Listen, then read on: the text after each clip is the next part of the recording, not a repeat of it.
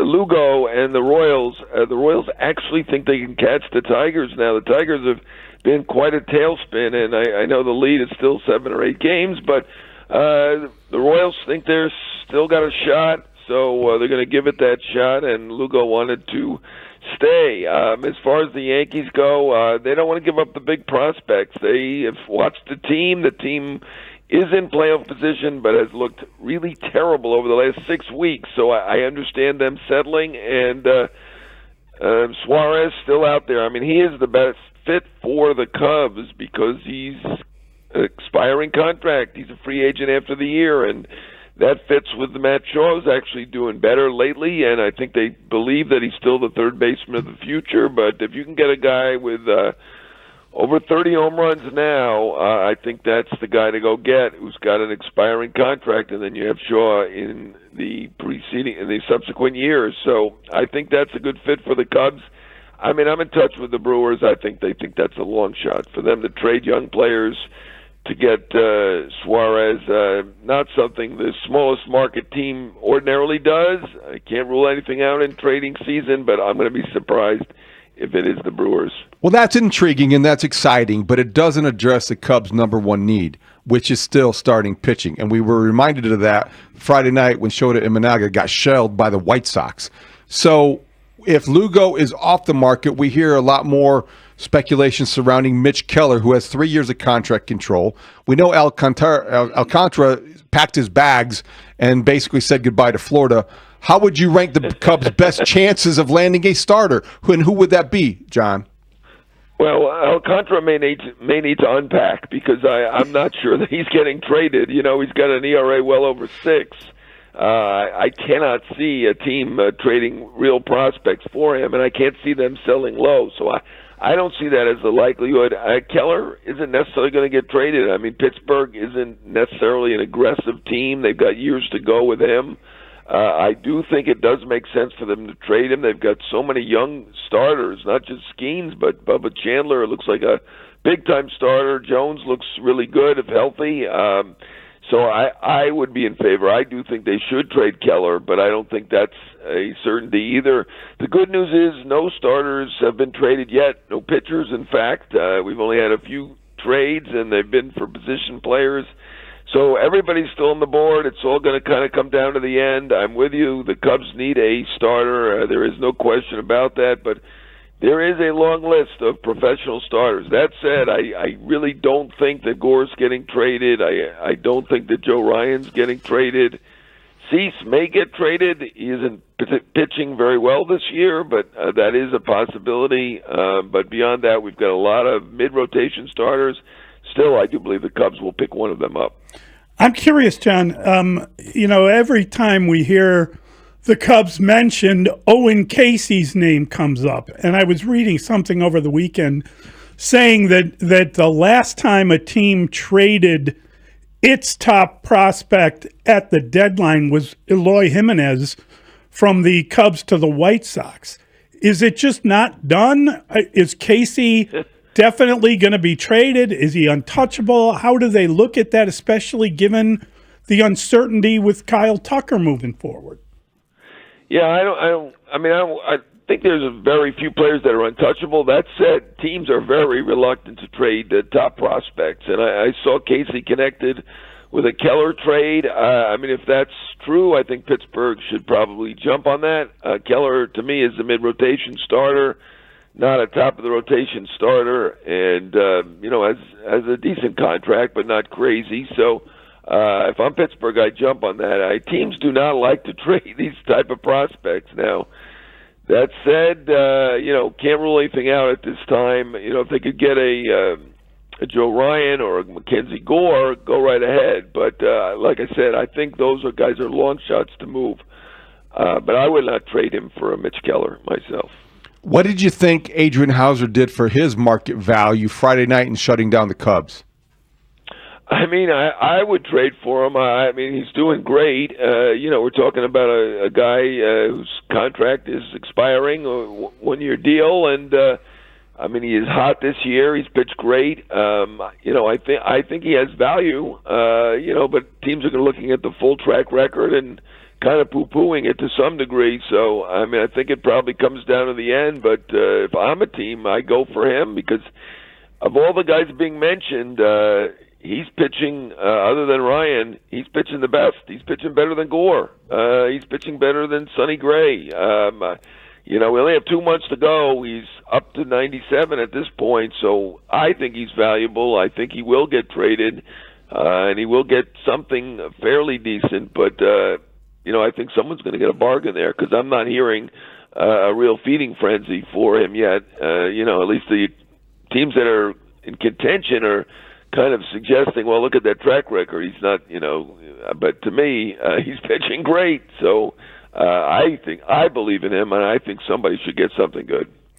John, I'm just curious, like the White Sox, obviously Hauser is kind of found money. You would expect them to try to get anything they can. They've got some bullpen arms. I would imagine anyone with any hint of age to them would be moved. And, I mean, we talk about it all the time. They had 3 guys they put together in a deal last year.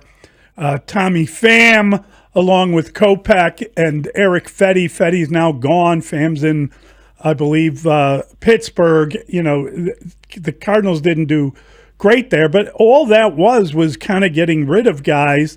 And I was looking at the latest White Sox, top 30 prospects, and 2 of the guys that came from the Dodgers, along with Miguel Vargas, are number 15 and number 18 in the White Sox system. So they just had throw-in kind of guys, and they look like who knows? Maybe they'll end up playing in the major leagues. You can't tell, but is that kind of what they're after? Just move is anybody not nailed down that they can get rid of and see if they could add some prospects? Well, I think they can add guys who are close to the majors, if not in the majors. I think you could get one pretty good prospect, decent at least, for Hauser, and I think you can get one pretty decent one for Robert. Benintendi at this point, he obviously had a big game last night against the Cubs, but he's an overpay. You'd have to pay that down probably to some degree. But at some point, if the Padres don't, they're obviously fixated on Jarren Duran. I understand why. If they don't get him and they don't get their next 4 or 5 choices, and one of them being Robert, maybe Benintendi is a guy for them. They've got pieces to move. They've got guys in the bullpen who they can move. Right. Wilson, Vassell, although Vassel's got years to go. They've got pieces that can bring something back. I do believe. So it should be fairly active, I believe, for the White Sox, and they should do okay. But they don't have anybody, who's going to bring a haul, who they're going to trade, like a Ryan if the Twins traded him, or Duran, or Griffin Jacks, the Twins have, or the Guardians guys, the relievers that they have, like Clase and Cade Smith. Nobody's going to bring a haul, but you're right. They could combine pieces. They certainly should be able to get something. At this point, I think you've got to trade Robert. I mean, can you really pick up that $20 million option for next year? I mean, I certainly wouldn't. I mean, I talked to a big market owner, and he wouldn't do it, so I can't imagine why the White Sox would do that. He certainly has looked better. His batting average is over 200. He does hit lefties. He does play defense. I do think they should be able to trade him, and I'll be surprised, and I think it's wasteful if they don't trade him and then don't pick up the option. If they pick up the option, I think they're a little bit nuts. Well, tell us how you really feel, John. So, I mean, $20 million. I mean, why take that chance? I mean, if he was the player he was 2 years ago, he's worth $40 million. But the one he is now is not worth anywhere near $20 million. I don't disagree with that. I do wonder what else they're spending it on, but I think that they could almost justify. Well, they're not spending it. The other thing is, John. The other thing is you're trading him as absolute lowest. You're trading low. You're getting rid of him lowest, and he's injured. And now he's injured. If you kept him, what would you do? Would you pick up the $20 million option? I would. I don't know if I'd be more likely to do that than trade him low, because if you're looking at addition by subtraction, you're going to take whatever you can get for him at the deadline. But do the Mets want him? Because they've apparently turned down everybody the Mets is or the off. Phillies have been mentioned. The Phillies Padres have been in there. for years. I don't know. Well, the Phillies want a right-handed bat, so I mean, I think they're looking more for a guy who can provide offense. He is right-handed. He does play defense. Their outfield certainly does need help, so I could see that. I do think he's probably a fallback position for the Padres as well. They've certainly talked to the Mets, and obviously there's quite a gap at this moment, but it is an upgrade for the Mets right now because obviously they've got Jeff McNeil, a second baseman out there, doing an okay job for a second baseman, but he certainly would be better than McNeil in center field. So, ultimately, I think the Mets make sense. They got to figure out what the return is, though, and certainly there's some return, but it's not going to be a great one, in my opinion, I don't think. Quickly before we let you go, John, if you had to say right now, this morning on Monday morning, who Suarez will end up with by 5 o'clock on Thursday afternoon, who's that team? Well, I got to say the Cubs. I'm on a great Chicago radio station, right? I mean, what else can I say? He always does stuck up to the listener. He really does. He really does fit the Cubs. I mean, the issue is that there are a ton of teams in it.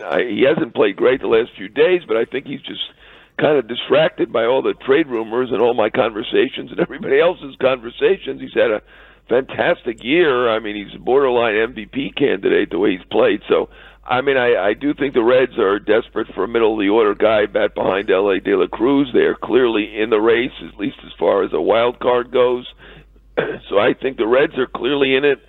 I've been told the Mariners are in it, although the Mariners already made one deal with Arizona and didn't get him. So, I think the Cubs have as good a chance as anybody, and he fits them perfectly, as I said. So, will not be shocked if he is a Cub.